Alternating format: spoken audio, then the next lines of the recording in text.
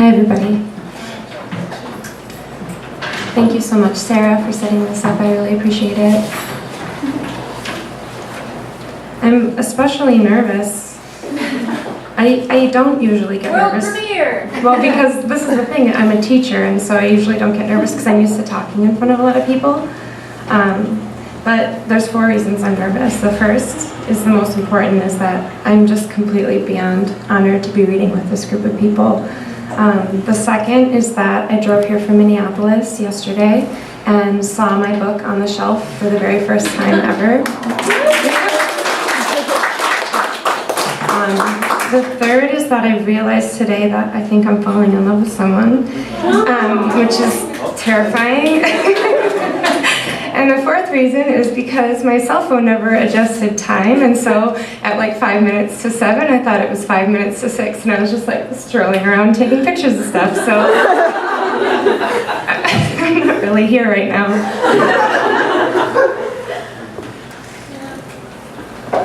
So we'll see how I do with this. It's also the first time that I'm actually reading from my book, so this is something I learned. Here's a pro tip. When you're nervous, start with a really short poem. This one is called Prologue. There was a child carried into the house after a long drive. Aware of the hush-hush noise of father's feet on the carpet, she felt for the first time her weight in someone else's arms. Andromeda. From 150 quintillion miles away, they took Andromeda's photograph, tinted it like a daguerreotype, put her in a purple dress. We've got Hubble, got the electron microscope. You can choose between them but still see the same thing, almost 500 septillion atoms in a teaspoon of water. A star exploded, bore iron, then came blood. The hole in my jaw has clotted with something from a star. Lost tooth, too weak to last my lifetime. It will exist, broken and bad, long after my femurs turn carbon. This transmutation, it's how my beloved will become an olive tree, an eggshell. There are places in the universe where time matters less. Remember this when you want to gut yourself, in love with a married man or a dead man. If you can figure out how to try again, you could be the one fixing your hair for him, be the one he'll probably stop loving. You still have a chance to meet the other one some afternoon at the piano, a duet. The dark magnolia of your belly. When you sense it and tremble, you can be a wave of salt water, you can collapse for a little while.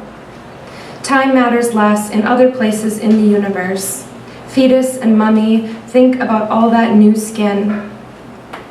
And think about your body and its toughness, how briefly it's allowed to be. You've got to see it through. Glut yourself with the sound of bells if you have to. Use whatever you need. It's such a fleeting state, really, like the 60-second theatrical tour of Andromeda flushed in red and gold. A body, heavenly or not, her name means to think of a man. Andromeda, reserved for one she didn't love, chained to a rock, doomed to be devoured. She still had passion, 7 sons, a little girl, heavenly entombment, but believe me, you may never get what you want. So when your ribs prove too small a cage for such feeling, bones bowing outward and higher up you're almost blind, you can stand still, you can be a conductor, you can think of a cluster of stars, you can think of one of your atoms as a galaxy with its own type of horse and music, maybe something akin to the viola. There are mothers there, certainly, and something like the vulture. Think of a woman, wrists manacled. Think of any nautilus shell, of any name you've given. It may as well have been Andromeda. We may be laying this place to waste, and you may never get what you want. It can't matter much. Somewhere, a star is ceasing to be a star. We're so lonesome out here. We call it death. Thank you.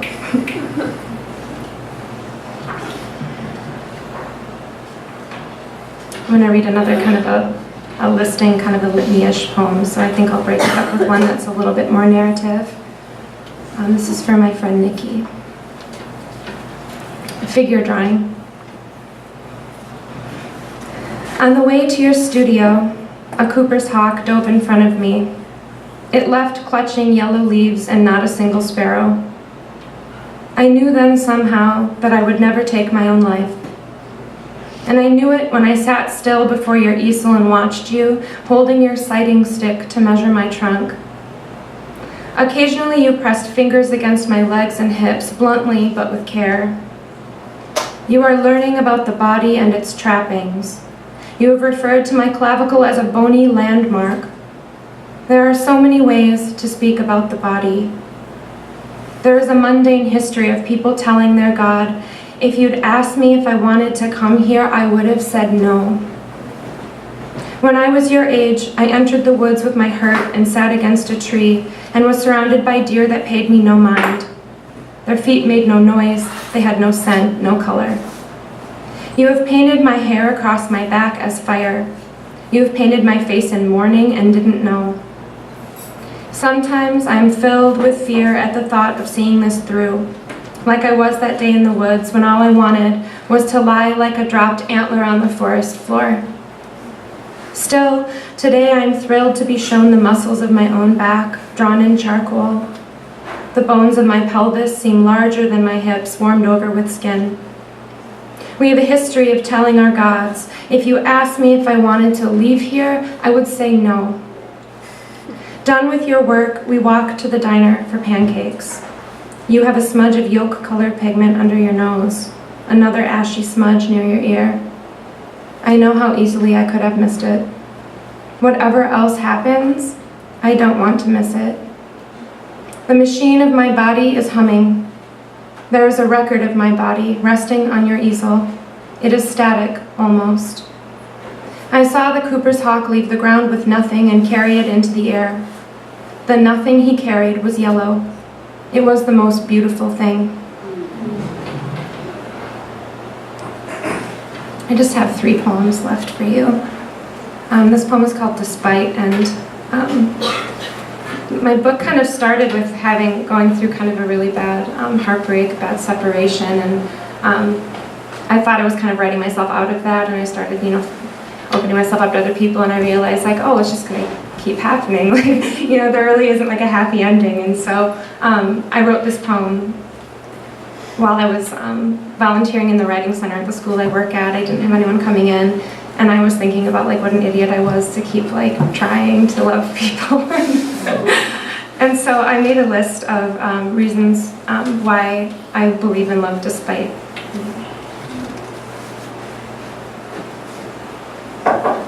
Or more the reasons that there is a despite.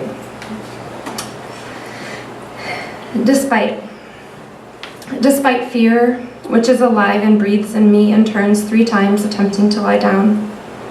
Despite my body that burns along its vagus nerve and is 90% gut. Despite this body that is crushed like a corsage against the chest of the one I love.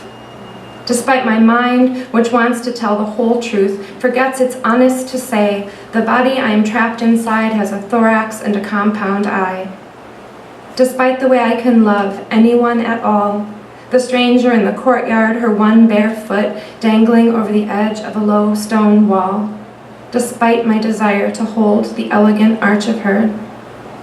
Despite pulled hair, disturbed sleep, bent flatware, despite memories, clean scent, despite all blood, the realities of brain as tissue like any other matter, and despite the possibility that all we are is flesh. Despite the only sealed door I batter myself against, and my naked body, my empty body, despite all the ways a body can be empty.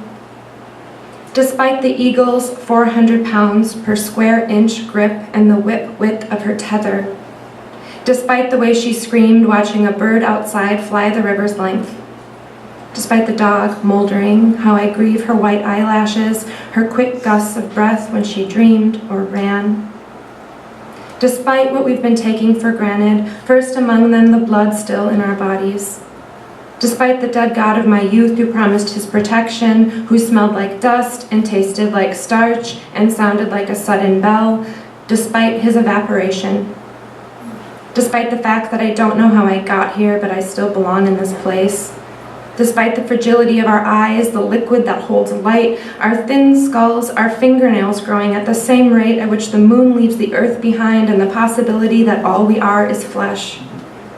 Despite the lasso of color, the aura and the sting. Despite the dishes that need to be done, the sheets we dirtied that I continue to sleep in. Despite the fruitless search for a single piece of important paper, the simple economics of my even simpler wealth. Despite inadequate technologies, the matchless touch, exhaustion. Despite the miles between us and how the universe has labeled us a Roman candle, despite how we eject stars, how we're not even a slow burn, nothing like a standing stone. Thank you. So I'll read two more. The first one I'm going to read actually is it's a brand new poem. I've only read it once before, but I thought in the spirit of kind of looking toward the future, I would read a new poem. So my sister lives in a little town called Ixonia, Wisconsin. It's just a little unincorporated township, and every time I drive to see her, I kill something. Like it's impossible not to. It's like usually like a frog or a butterfly or something. But it's funny, and it's also like not in the moment because I'm often by myself in the car and I'm just like, oh no.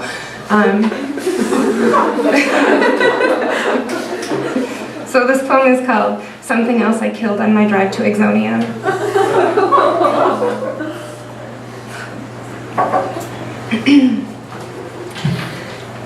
The yellow bird hit the windshield, left a blur of blood behind, so God named her Orange. The sound of her collision was the pulse in the throat after seeing black-tipped feathers pinioned by wind, and God changed their mind, named her Childless, named her she who should have perched on the milkweed longer at dawn. The name spilled, stopped, had been taken many times over. After I arrived in Ixonia, my sister consulted a book called her Prairie Warbler. At any rate, some butterflies are also that combination of yellow with black edging. One flew past like a ball bearing as we sat a mile out on the lake. Look, Gretch, your dead bird, come back to say all's well, my sister said. Time heals all manner of ills. The swallowtail catches an updraft. God names her, arriving at the opposite shore. She will make it eventually to another hemisphere. God must name her born twice in order to make it so. Thank you. This is the last poem I'll read, and it's called Mule Trail, which was the name of a campsite that I stayed at one point that was so remote that I only saw my partner and I only saw one other person the entire time we were there, and we were there for like 3 days. It's called Mule Trail. Stirring the fire's coals with a stick, a familiar sound I couldn't place until I shut my eyes. The sound of walking through snow. Each morning now I wake thinking of him because all night I hold on, like at the motel, when I sleep curled around him, back against the headboard, my hands in his gold hair.